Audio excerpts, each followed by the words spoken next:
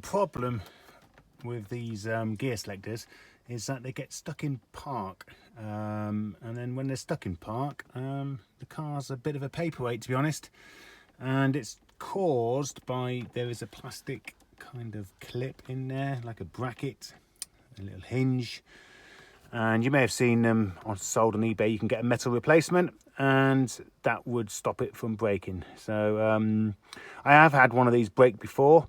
The car was just stuck. I had to basically get a hammer and a big long, well, screwdriver and hammer it in until I could smash the needle back, the arm, and yeah, made a real mess.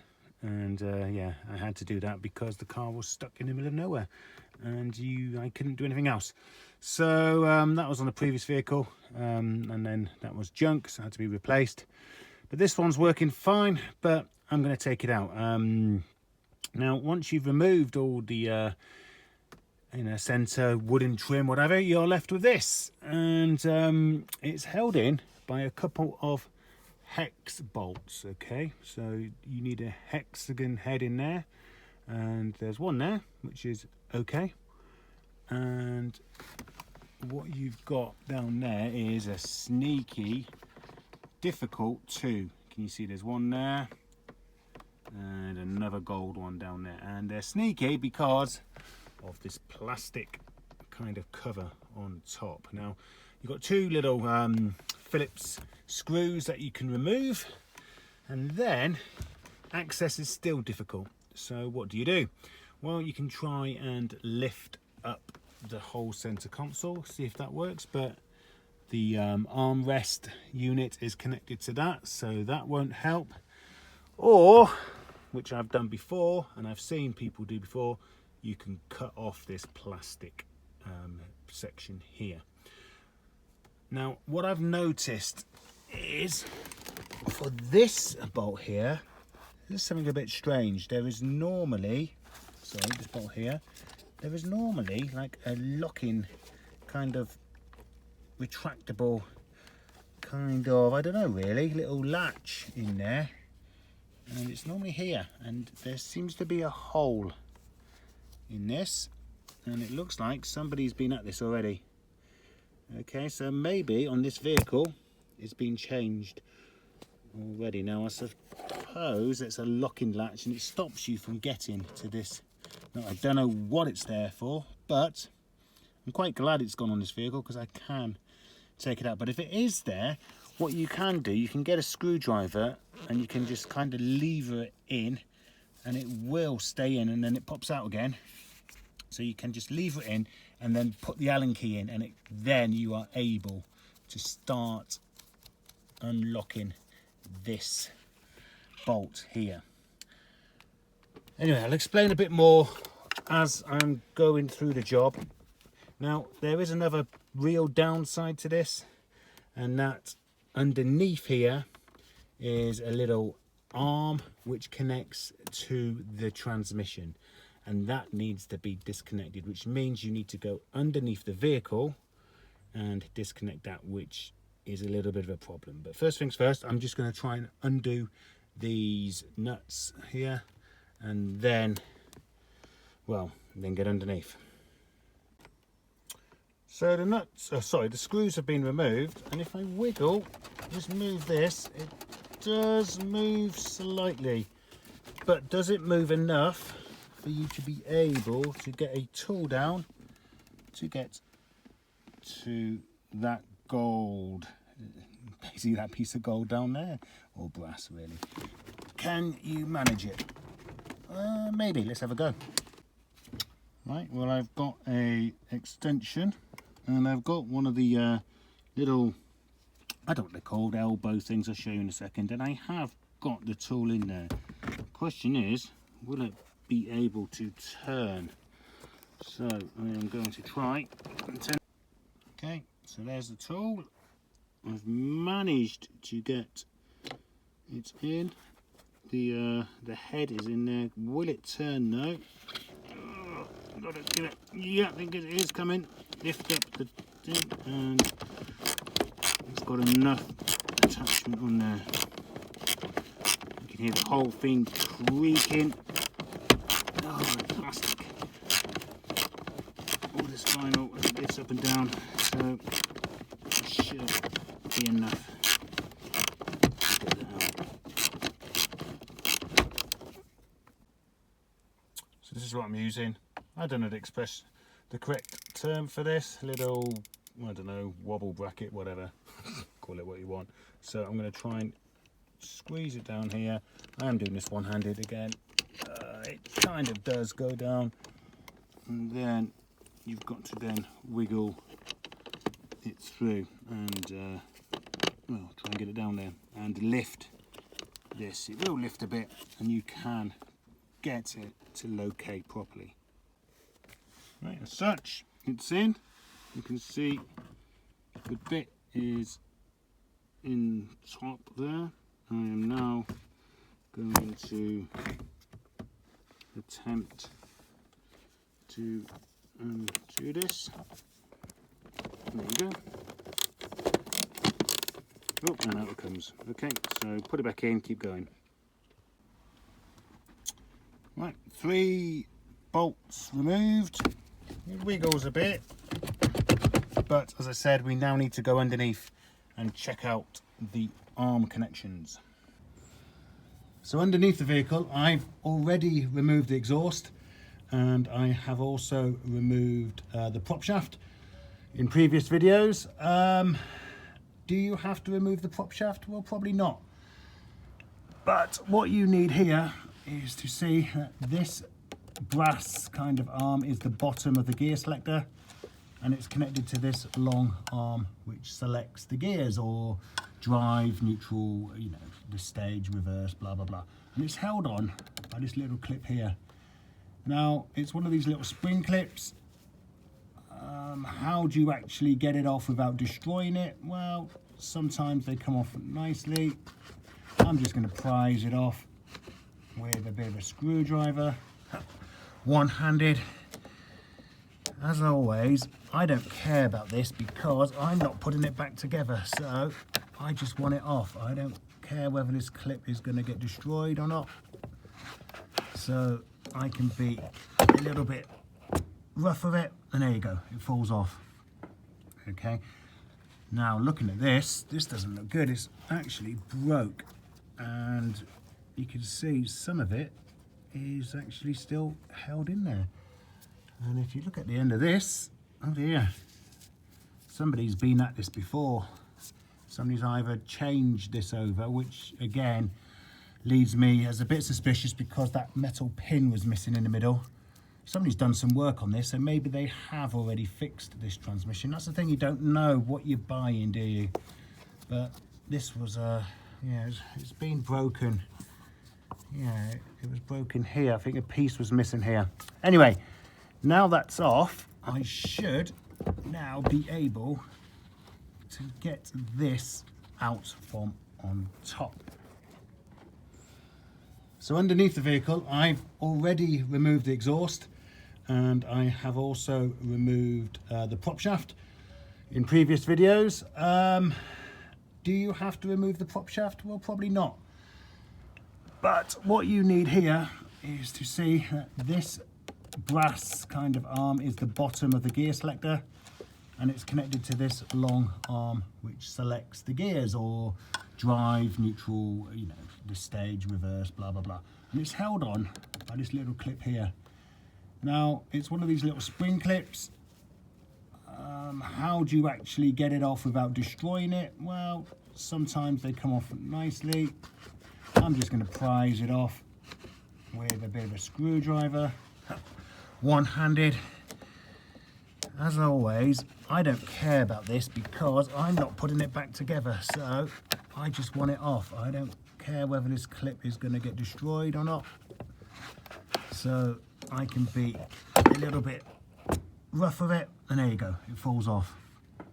Okay, now looking at this doesn't look good. It's actually broke, and you can see some of it is actually still held in there. And if you look at the end of this, oh dear, somebody's been at this before. Somebody's either changed this over, which again leads me as a bit suspicious because that metal pin was missing in the middle. Somebody's done some work on this, so maybe they have already fixed this transmission. That's the thing, you don't know what you're buying, do you? But this was yeah, it's been broken. Yeah, it was broken here. I think a piece was missing here. Anyway, now that's off, I should now be able to get this out from on top. Now, before I get too overexcited and just start pulling this thing out, you do have to take note that there is a black cable here, this big black cable, which goes into the gear selector, and that feeds all the way through and it comes under here and goes to the ignition module. Now, I've taken the ignition module out already on a previous video, and if you've not done that, then what you do need to do is remove this cable here. This is the cable, a little thing here. This plugs into the ignition module, and it basically tells the ignition module whether it's in park or not, or basically this controls whether you can remove it out of park from when you've turned the ignition on. Okay, so this needs removing from the ignition module.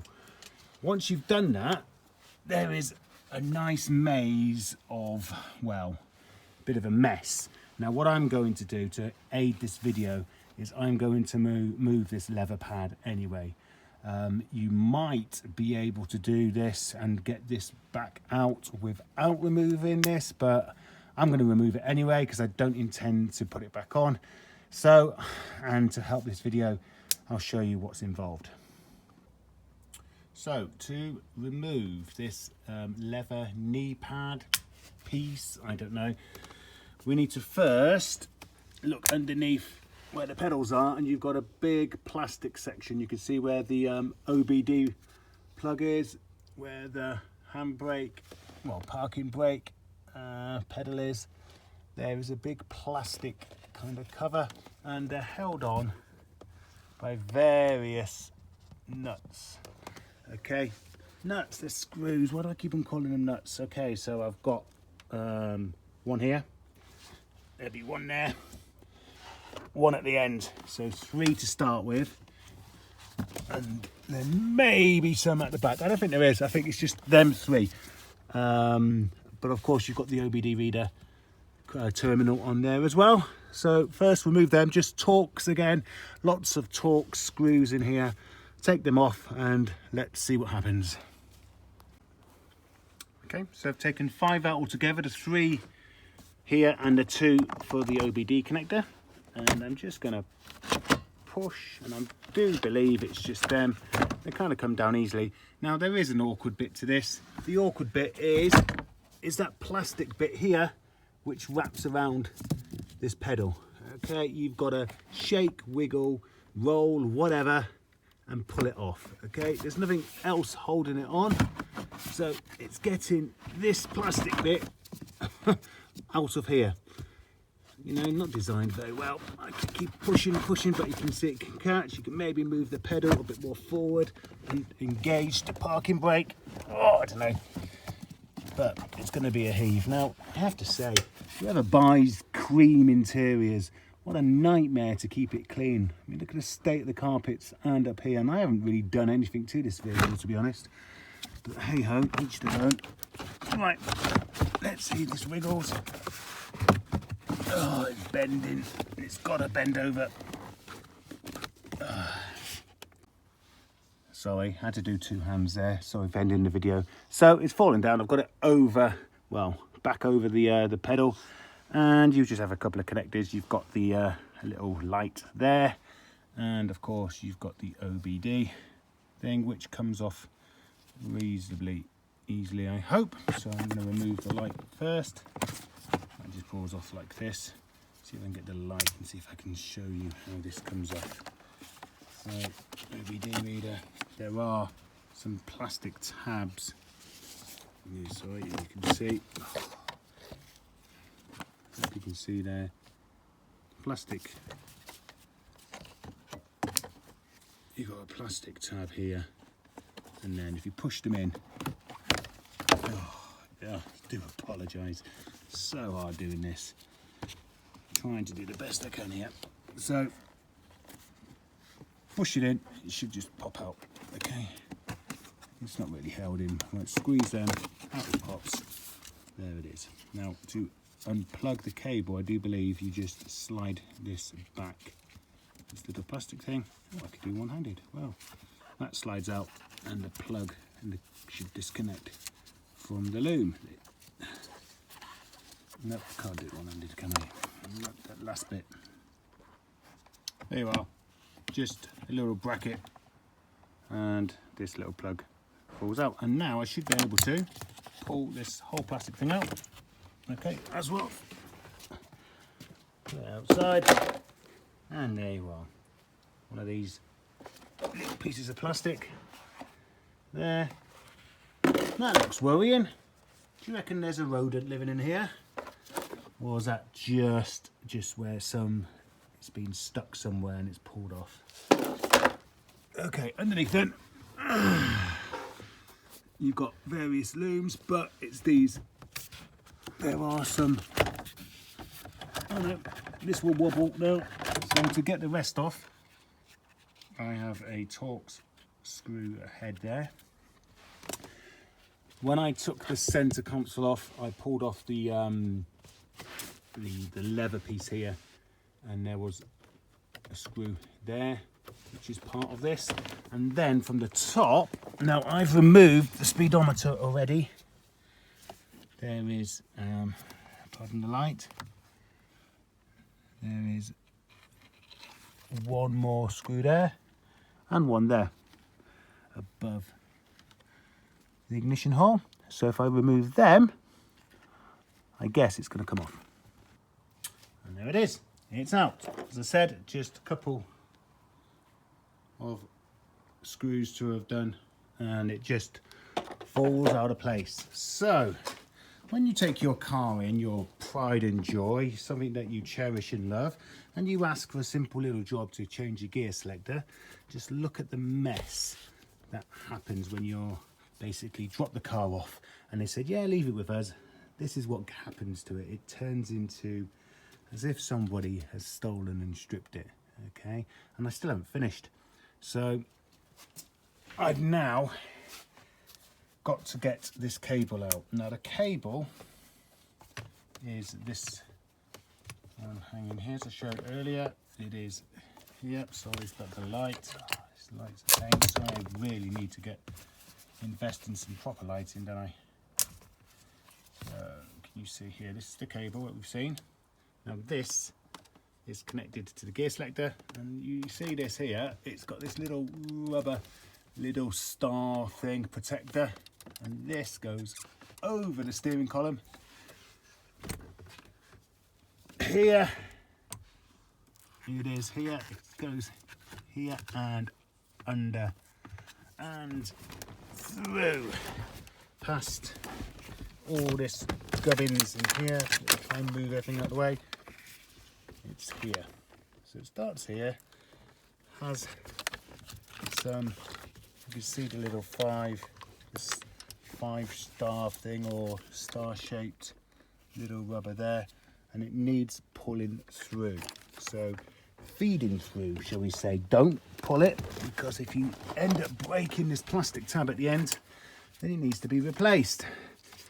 So I'm going to put it out there. Now getting it out isn't too bad. I just feel sorry for anybody who has to try and put it back together again. So I've just got my hand here on this side, but I'm just going to try and wiggle it through, see if it comes through nicely, and it does. Or does it? Yeah, it just caught there. Oh yeah, twist. Oh, it's caught behind. What a surprise. They make it difficult. Good old engineers. I'm sure they laugh when they design these things about how we can make this as awkward as possible. I mean, look at that, for goodness sake. You've got to get that through such a small gap. Ugh. Right, so it just needs wiggling, fettling, and maybe a bit of swearing. I don't know. got it. Now the worst bit I do know is now feeding this through. It's this plastic bit at the end.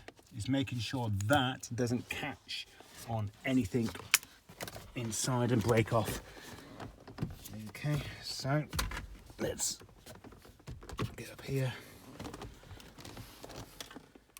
and see where we are. So try and put everything aside as much as I can. I'm going to start pulling gently or feeding through from the end. It's getting the rubber surround through, which is not wanting to do. Again, while we're holding the camera up, this is not easy.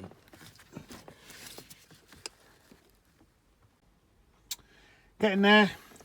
I had to use two hands to kind of, with one hand force it forward and the other hand feed it through this little bridge here, underneath here. It's like a little tunnel.